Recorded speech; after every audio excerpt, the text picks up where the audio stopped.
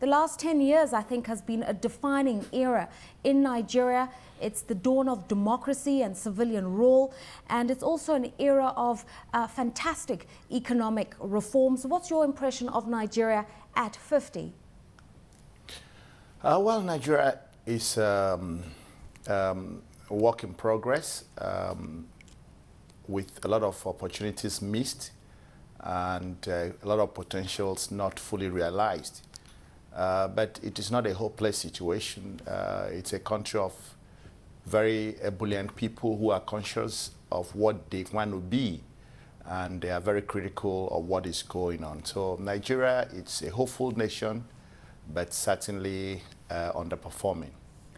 Okay, underperformance, I think, can be personified, for lack of a better term, by what's happening within the manufacturing sector, a depressed sector contributing just over 3.6% of GDP, and yet for all industrialized countries in the world, we know this is the driver of growth. What are the problems here?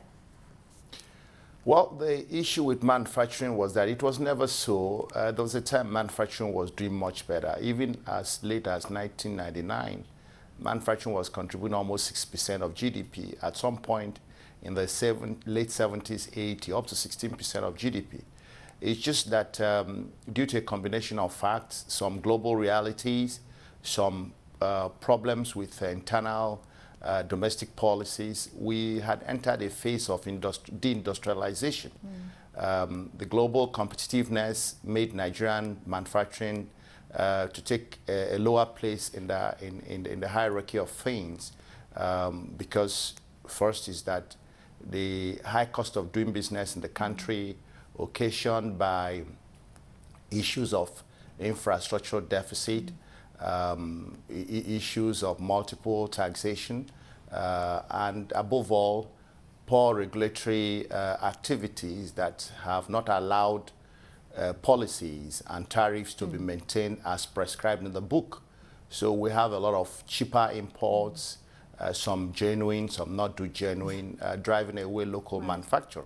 And I believe that with high cost of infrastructure developed by manufacturers, double taxation, and the fact that the tariff is not maintained, a lot of smuggling, so many companies are in difficulties and cannot compete. Let's talk about rectifying the situation and what measures the federal government can take. We know that with some manufacturing concerns, like furniture making, for instance, it's a fairly protected industry, and the government can come in through various import tariffs and barriers to try to nurture a fledgling industry. Financing also of manufacturing industries is one of the things that can be done. At a policy level, what would you like to see? Well, first is consistency of policy. The government must be focused on creating jobs. And we all agree that the reason there is high level of unemployment in our nation is that the manufacturing and the real sector is not working. So government should put its focus on job creation. And if it does so, it will find that manufacturing will have a prime place in that plan. And I'm glad the government is doing a few things now regarding funding, but the critical thing is to get the regulatory environment okay, so that get the policy environment stable, so that people can make projections, and when they make their investments, they can definitely and reliably project the future.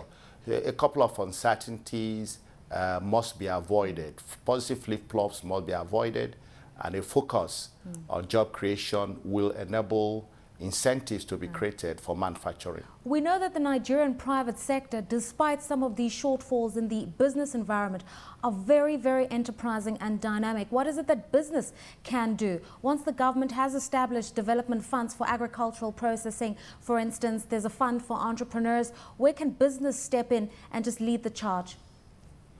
Well, the business groups in Nigeria, just as you rightly said, and in fact the average Nigerian businessman is ebullient, determined to take the market. What I think that the business people are doing and what they need to do is to cooperate with government and put more investment. We have a lot of domestic local investors who, rather than put their money in banks in the United States or in Europe or even outside the country, can put them to work here. But they need to be certain that the policies will not change, that we do not change the goalposts midway in the match.